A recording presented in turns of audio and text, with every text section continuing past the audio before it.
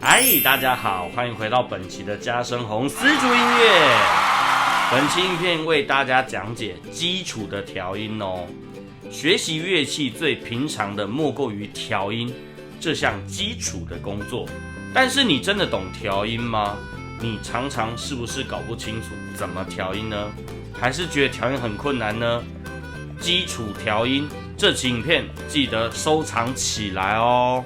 一开始我们就要为大家进行调音的乐理概念。一般来说，一个音阶是7个音，这个在钢琴上我们会非常清晰的看到，全部都是白键。这7个音的排列非常的重要，请大家务必记住。我们7个音的排列分别是哆、瑞、咪、发、嗦、拉、西。而这7个音其中的拉跟瑞，就是我们胡琴的外弦 A， 还有内弦的 D。在音阶的排列顺序中你可以从表格中看到，越是往上就是越高音，越是向下当然就越低音哦。所以我们将整个表格排列的有高低，像是一列阶梯一样。所以才会称之为音阶啊！只要我们从低音演奏到高音，像是阶梯向上爬行，这样就叫做上行音阶。反之，由高音演奏到低音，阶梯向下爬行，这样就叫做下行音阶。各位，你可以想象你手上有一条橡皮筋，当你把橡皮筋扭紧一点点，那拨出来的声音会比较高音，震动比较快。反之，橡皮筋松一点，那拨出来的声音就会比较偏低，而且震动比较慢哦。我们就用刚刚的橡皮筋理论套用在弦上吧。也就是说，如果我们把弦转紧，那演奏出来的声音就会偏高，震动也比较快哦。如果把弦放松，那演奏出来的声音就会偏低，震动也比较慢。如果你已经看到这边了，那恭喜你已经完成调音的乐理概念。我们就想请问你，如果是外弦要调音，应该是 A 还是 D 呢？答案是 A 哦。接下来请大家准备好你手上的调音器吧。我们就一起来教大家看懂你手上的调音器吧。大家一开始买到调音器后，都会安装电池。这边要提醒大家，调音器本体都会显示电池装配的方向，还有正负极位置，别安装错误哦。这样调音器是不会有任何作动的。调音器基本上有一个液晶的显示萤幕，大概就是大家现在看到的这样。请大家一开始将数字调整成442的字样，如果这个字样错误，那也请务必重新调整。一旦变成440、441、443等字样，那再怎么调音也不会精准哦。接下来请注意调音器中间会显示英文字母，这时候就必须用到我们刚刚前面替大家讲解部分，外弦是 A， 内弦是 D。 调音器通常配有一个萤幕，还有3个指示灯号。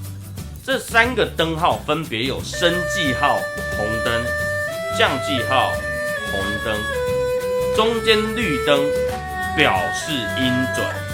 也就是如果你调音时只要出现红灯，那就表示空弦音不准哦。萤幕中显示的部分，如果指针在右边，那就表示这时候音已经偏高咯。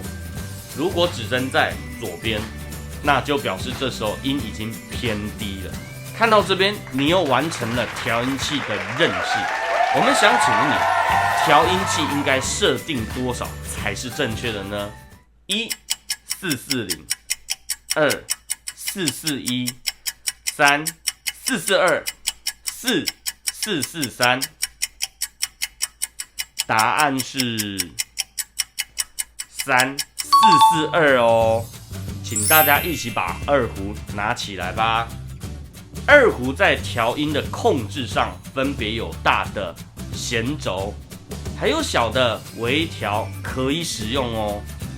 这2个部件都是可以拿来调音的。大家只要记住，如果你的音不在目标的音上，那就用大的弦轴；如果已经在目标音上，那就用小的微调。如果你的音是在 A 跟 D 上面，那就用小的微调进行调音就可以了。如果你的音不在 A 跟 D 上，那就用大的弦轴进行调音哦。这边我们提醒大家，大的弦轴由于在胡琴的装配方向不相同，所以要扭紧跟放松，内外弦是不一样的方向哦。这点请大家务必牢牢记住，千万别转错喽。再来就是使用大的弦轴调音时，请不要只握着弦轴，这样容易让弦轴跟琴的本体松脱或滑脱。一定要使用我们现在这种手型，将你的左手大拇指跨过琴杆，这样才能够边调音边旋紧你的弦轴哦。胡琴调音的控制方式，大家可以多多练习。这边我们要请问你，如果内外弦都不在目标的 A 跟 D 这2个音上面，那我们要调整是调音的哪个部件呢？1. 弦轴， 2. 微调， 3. 都不是。答案是1. 弦轴。我们现在来完整的调音一次给大家看看流程，请各位务必多看几次哦。先把琴摆好，也将调音器拿出来。记住，先把调音器设定为442，然后我们就可以开始调整外弦了。外弦要调 A， 我们先演奏空弦，让调音器辨识空弦音。调音器辨识为 B， 如果要从 B 调到 A， 那我们应该是从高音到低音，所以弦要转松。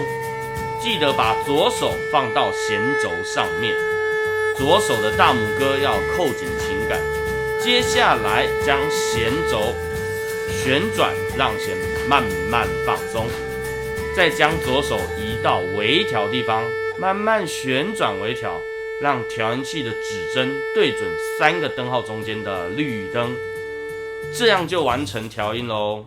是不是觉得调音既没有这么困难，也没有想象中那么简单呢？我们给大家建议，通常调音都是熟能生巧，一定要反复观看我们的影片哦。下一期影片我们将为大家制作调音时你必须注意的小秘诀哦，请大家务必追踪订阅我们，我们是嘉生红丝竹音乐，那我们就下期影片再见喽。